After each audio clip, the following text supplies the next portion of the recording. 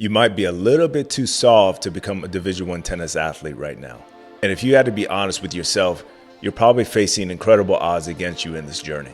The good news is there are very simple traits on how you can master not only receiving a Division I tennis scholarship, but competing at the appropriate level.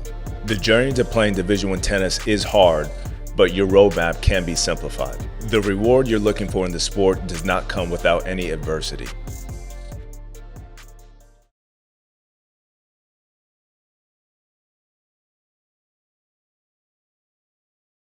What's up, ladies and gents, and welcome back to the Love All Life podcast hosted by yours truly, G-Man. And in today's episode, I want to keep tackling the series of what it actually means to become a Division I tennis athlete, the certain levels that you have to reach at certain Division I teams, whether it's a big Division I school or mid-major or lower than that, and the character involved in being successful at that level.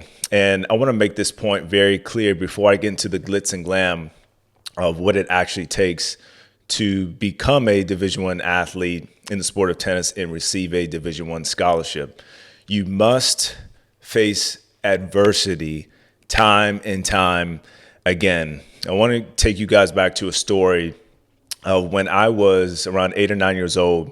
My dad was my coach at the time, and I would often practice with my sister Hannah. And he created this game called the Hannah game. And in this game, if Hannah got a racket on the ball, she'd get a point. Now, if I won the point or the rally, I get a point, but she would get a point every time she got a racket on the ball. If I hit a clean winner, he would give me 2 or 3 points. And so we would play this game daily. And sometimes I'd come up on top, and there would be other days where I would lose. And when I lost, I would get so frustrated. I would lash out at my dad. I would get in arguments with my sister. She'd probably laugh if she's listening to this, but this is true. And when I lose, I felt like it was unfair. And I looked at the game in the totality of what it was, and it was unfair. It was an unfair game that my dad created, but I completely missed the point of what he was trying to do. He was trying to teach me a lesson that there's certain things on the court that are going to seem unfair. And this is a message to the juniors, the parents, and anyone who's listening to this. If you're in the journey of competing at a high level or you're trying to reach higher levels, you got to accept the fact that you're going to be in certain circumstances where things seem unfair. Somebody's either cheating, a parent is trying to intimidate your kid. You could be in a situation where the official gets it wrong. Either way, you're going to have to decide how you handle that adversity, how you handle that specific circumstance, and you don't want to continue to find ways to get out of it. I think the biggest mistake that I see juniors make, especially with parents as well, because kids aren't always guilty of this. You do have parents who have the opportunity to, let's say, put their kid in a tough circumstance, but they keep them away from it because they don't want them to handle anything that seems a little bit too tough. And I think this is the wrong message to send. So my best advice, if you're a junior listening to this, in practice, work on practicing and putting yourself in situations that are uncomfortable. If you want to learn how to grow, you have to be comfortable with being uncomfortable. That's just the nature of the sport. So with that advice, just be open to things that might not make you feel good. And this is not to say that every day is going to be a day where things aren't going to go your way. But for most days, you're going to find that maybe your game's a little bit off, or maybe your opponent is trying to get under your skin, and you got to be able to compete and go through that. So I think that is really one of the major keys, especially when you're competing at a higher level, at the Division I level, because I've experienced this myself. I've dealt with things that I felt like were unfair, but in the heat of the moment, you really just got to get your chest up, pump up your fist, and really energize yourself to say, you know what, this might seem unfair at the moment, but I can get through this. So that would be my best advice for those of you who feel like maybe you're a little bit soft in some areas. Get tough, because college coaches love that. And this goes into my next trait that I feel is not talked about a lot. And when I look back on my journey to Division I tennis, I'd say that I was prepped by my dad really good in this area. I don't know if coaches are necessarily teaching some of their kids this, but I want to encourage you with this trait because I think this is very important, especially when you're trying to get recruited by a Division I college coach, and that is communication. You have to have the ability to communicate with the schools that are recruiting you. And this is something that I learned early on in my career, junior career. And there would be schools like UCF, FGCU. I'd say those are some of the top schools that I was communicating with. I had schools like Illinois State, and I would get calls and letters from these schools. And what my dad would do is just prep me and say, hey, whenever you see these coaches around, just introduce yourself and just, talk about where your journey is at. And sometimes I know this could be a little bit intimidating for junior players because they're not used to talking to college coaches. But if you're in this phase or if you're early in the journey, just be ready to communicate. And obviously, with NCAA, they have rules. So, for example, you're allowed to have more of an elaborate communication after your sophomore year in high school, after around June 15th. And so when you have that rule in place, just take advantage of it. There are rules where you can still communicate with college coaches before the sophomore year. So you do have to be careful with that. But with that being said, when you're in that journey of being recruited, be open to communication. Don't be afraid to talk to college coaches because they want to hear from you and they want to find out more about your journey. Let's say you're playing at an academy or you're being coached by your dad or your mom, whatever situation it is, just be willing to describe what you're going through, what your goals are. That way you'll develop more of a deeper and intimate relationship with that coach and with that school that you're trying to get recruited at. So I believe this is an important key. So take that to the bank and do not throw it out. Now, with the next kind of trait and phase, I would say, of looking to compete at the Division I level, you have to be realistic with the levels that you are going for. So I'd say if you are interested in going at a top Division I level, let's say you want to play at a school like USC, Virginia, Tennessee, Florida, those UTR levels require around 12.8, high 13 and up. I know you often see at times lower level pros who are playing at the futures, maybe even challenger level, playing at those schools. So you just have to be realistic about what you're choosing. I remember when I was playing junior tennis, my goal was to play at the University of Florida. Now, obviously, I was not good enough to play at that school because I didn't have the ranking and I definitely didn't have the recruiting stats. But I was thankful that I was open because I still had a good enough level to play Division I tennis. So with that being said, just understand the fact that there's some things in life where if you feel it's unrealistic in terms of the level of what you're trying to shoot for, be ready to be open for other schools who may have lower levels, but still have good competition.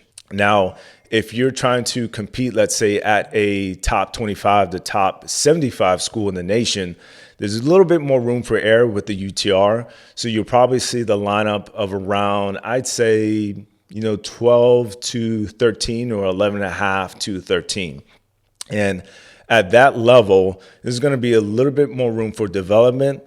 Those teams are probably not expecting to win right away compared to schools like, let's say, for example, Florida, Tennessee, a USC, a Virginia, UCLA. Obviously, those schools that I just mentioned are always competing for national championships and the championships in the conference.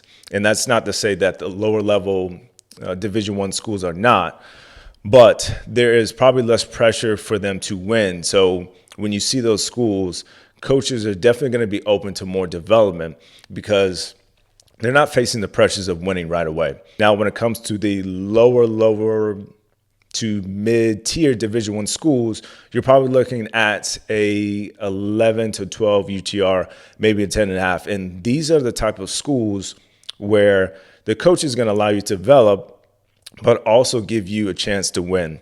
And again, to sum it all up for all the UTR levels and the range of Division I schools, every coach is going to put their best effort to make sure when they put out their roster and they put out their lineup that they have guys or they have girls that are going to give them the best chance to win. So just keep that in mind no matter what level you pursue, whether it's the big D1 level, whether it's the mid-major school or the very lower level Division I, you're still going to have to compete. You're still going to have to train, and you're still going to have to, find ways to oust the competition that you're competing with. So that leads me to kind of my next trade. And I believe this is very important because when you're entering to Division I college athletics, you need emotional maturity. I find that times that juniors, before they go to college, they assume that things are just going to be just like they were if they were trained at an academy, if they were trained with a coach. And you might be experiencing some maybe privileges or things that you probably wouldn't receive at college. So I'll give you an example. Practice time, very important. And when you show up, let's say, for example, late to that coach or late to the team practices, you're going to be reprimanded. There's going to be some discipline. So the emotional maturity part should say to you, before you reach that Division I scholarship, before you reach that team, whatever school you're dreaming of that you want to go to, ask yourself these questions. Am I on time with my current practices? Am I coachable with the current coach that I have? And do I understand what it takes to compete, listen, be coachable, and be emotionally stable in hostile environments? Because again, when you're going into college athletics, nothing is going to be handed to you. You're going to be facing things that you probably didn't face when you're a junior tennis player. And that's not to say that you're not facing adversity now. I look back on my junior tennis career, there's plenty of adversity, and I learned a lot of things, but it was not college tennis. So with that being said, you just have to understand the realm that you're getting into is going to be a little bit more professional, and you're going to have to show up in ways that maybe you didn't have to show up for, let's say, if you were in an academy setting or if you were just with your coach. You're going to be with your team. There's going to be certain team dynamics, and you're going to be with a coach that might demand a little bit more. So when you have a higher level of emotional maturity, you can not only solve problems on the court, but off the court as well. That's the big thing I want you guys to catch is it's not all about just the gifts and talents that you have or what you can bring to the team. That is very important. You need to have the necessary game to compete in the level to help that coach and that school win. However, you do need the emotional maturity to understand that when push comes to shove, I'm coachable, I'm on time, I understand what my role is, and I'm not going to do things that are going to go against the team culture. So with that, just keep that in mind. Understand that to sum it all up, you need to have these necessary traits if you want to receive a Division I scholarship and be successful at the Division I level. You need to have the necessary level to compete at whatever school you're trying to reach. Don't be unrealistic. Be open to other schools.